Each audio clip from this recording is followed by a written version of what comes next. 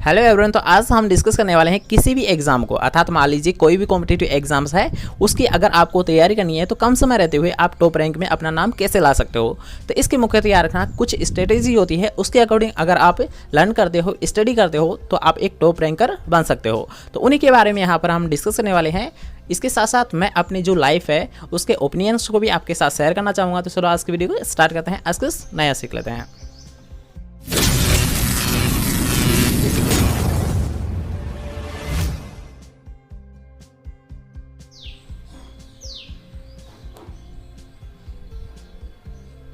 तो आज का हमारा फर्स्ट पॉइंट है कि टारगेट एंड गोल्स। याद रखना कि ये पॉइंट फर्स्ट पे क्यों रखा गया है, क्योंकि याद रखना ये लाइफ की रेस हो या फिर हो एग्जाम की रेस, दोनों में याद रखना टारगेट एंड गोल्स जब तक सेट नहीं है, जब तक आप कुछ भी अचीवमेंट्स प्राप्त नहीं कर सकते।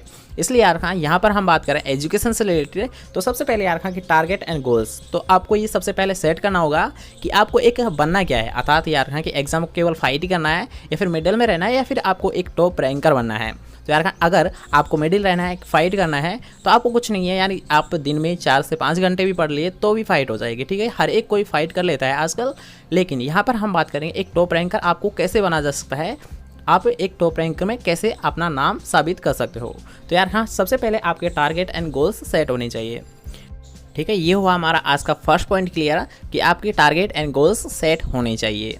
ठीक है, नेक्स्ट पॉइंट की हम बात करते हैं सोल्ड प्रीवियस क्वेश्चंस पेपर। क्योंकि आपके टारगेट एंड गोल सेट हो चुके हैं तो इसके बाद में आपको पता करना है कि कैसे पढ़ा जाए। तो यार हाँ, सबसे पहले आपको लेने हैं जितने भी प्रीवियस क्वेश्चंस पेपर है।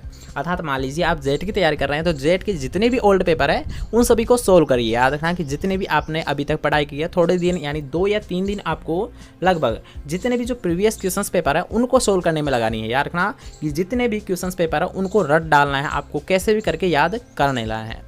ठीक है, अगर आपके पास है प्रीवियस क्वेश्चंस पेपर तो अच्छी बात है, अगर नहीं है तो यूट्यूब पर सर्च करिए, हर एक प्रकार के जो प्रीवियस पेपर है वो सभी मिल जाएंगे। ठीक है, अब इससे क्या बेनिफिट होगा आपका, तो इससे बेनिफिट होगा यार हाँ कि जितने भी आप प्रीवियस क्वेश्चंस को पेपर को सोल्व करोगे उससे यार हाँ 25 से 30% यार हाँ कि जितने भी आप क्वेश्चंस पेपर अर्थात यार हाँ जितने भी आप क्वेश्चंस को सोल्व करोगे उसका 25 से 30% यार हाँ आपकी एग्जाम में रिपीट होते हैं। वही क्वेश्चन यार बार बार रिपीट होते हैं, इसलिए आपको प्रीवियस क्वेश्चंस पेपर को हमेशा सोल्व करना है। इसके साथ साथ आपको याद रखना कि जो जितने भी आप प्रीवियस क्वेश्चंस को पेपर को सोल्व करोगे उससे आपको याद रखना टॉपिक सिलेक्शन आइडियाज़ भी मिलेंगे। अर्थात याद रखना कि कैसे टॉपिक को क्लियर किया जाए, कैसे आपको पढ़ा जाए कि जिससे कि आपको ईजिली याद हो जाए और आसानी से आप 15 दिन में कोर्स को कंप्लीट कर सको। इसलिए याद रखना उसके आइडियाज़ मिलने के लिए भी आपको प्रीवियस क्वेश्चंस पेपर को सोल्व करना ही पड़ेगा। ठीक है, ये हुआ हमारा आज का सेकंड पॉइंट। अब बात करते हैं हम नेक्स्ट पॉइंट की, लेसन प्लान्स। जैसे याद रखना कि आप प्रीवियस क्वेश्चंस पेपर को सोल्व करोगे उससे आपको ये आइडिया ज़रूर मिल जाएगा कि किस टॉपिक को कैसे पढ़ना चाहिए। यार हाँ कि किसी टॉपिक को कैसे पढ़ना चाहिए, उससे कौन कौन से बेस्ट क्वेश्चंस बनते हैं जिससे कि उनको इजीली कम समय में रहते हुए आसानी से याद किया जा सके। जैसे कि अगर बात करते हैं एग्जाम्पल के तौर पर, आप समझ लीजिए कि मान लीजिए राइस, अर्थात आपको क्रॉप याद करनी है तो आपको क्या क्या याद करना है उसमें। याद रखना कि राइस मान लीजिए तो सबसे पहले याद रखना इसका बॉटनिकल नेम आपको पता होना चाहिए, फैमिली इसकी आपको पता होना चाहिए, ओरिजिन प्लेस आपको इसका पता होना चाहिए। इसके साथ साथ याद रखना जो राइस से संबंधित कुछ इंपॉर्टेंट टर्म्स होती है जैसे कि SRI मेथड, डेपोग मेथड, एक होता है SRI, SRI, जैसे यहाँ पर हमने बात ही कर ली है इसके बारे में। तो अगर बात की जाए यार SRI, डेपोग, SRI और इससे एक और टर्म पूछी जाती है परबॉइलिंग। ठीक है, परबॉइलिंग, किलर डिजीज़ कौन कौन सी है। ठीक है, डिजीज़ और जो मेन इंसेक्ट है इनके बारे में भी आपको पता होना चाहिए। अगर बात करते हैं डिजीज़ की तो डिजीज़ किस कोजल ऑर्गेनिज्म का कारण होती है। यार हाँ, कोजल ऑर्गेनिज्म कई बार आपसे एग्जाम में पूछे गए हैं, तो जो डिजीज़ है मेन डिजीज़ है तो उनके कोजल ऑर्गेनिज्म में आपको पता होना चाहिए। ठीक है, इस अनुसार यार हाँ इस अगर स्ट्रेटेजी के साथ आप क्रॉप्स को क्लियर करोगे तो आपका कोई भी क्वेश्चन बाहर नहीं जाएगा और यार हाँ सभी क्रॉप्स कम समय रहते हुए आपकी इजीली सोल्व हो जाएगी।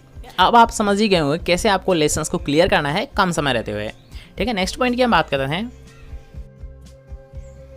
Solve papers and objective questions. क्योंकि यार हाँ सबसे मोस्ट इंपॉर्टेंट पॉइंट है ये कि ऑब्जेक्टिव क्वेश्चंस को सोल्व करना, क्योंकि यार हाँ कि जितने भी स्टूडेंट्स हैं वो सभी सिलेबस को क्लियर करते हैं लेकिन अच्छी रैंक क्यों अचीव नहीं कर पाते हैं।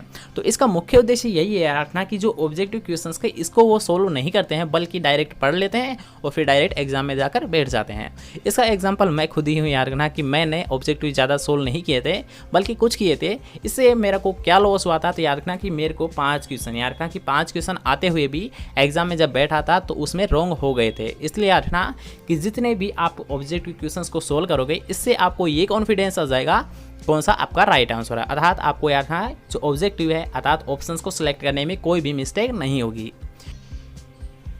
ठीक है, इसलिए आपको ज़्यादा से ज़्यादा मॉडल पेपर और ऑब्जेक्टिव क्वेश्चंस को सोल्व करना है। ठीक है, नेक्स्ट पॉइंट की बात करते हैं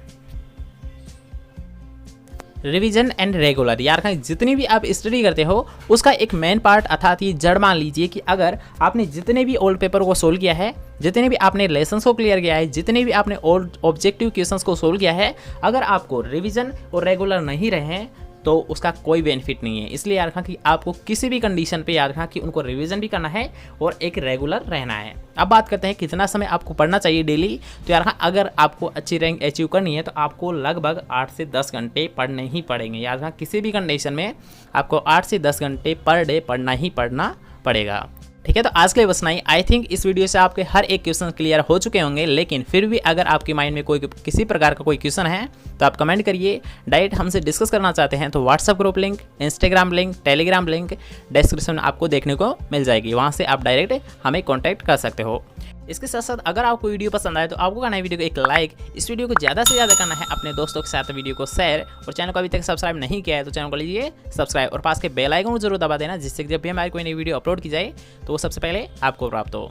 ठीक है, मिलते हैं कोई नेक्स्ट इंपॉर्टेंट टॉपिक के साथ, तब तक के लिए जय हिंद, जय Bharat, bye bye, take care.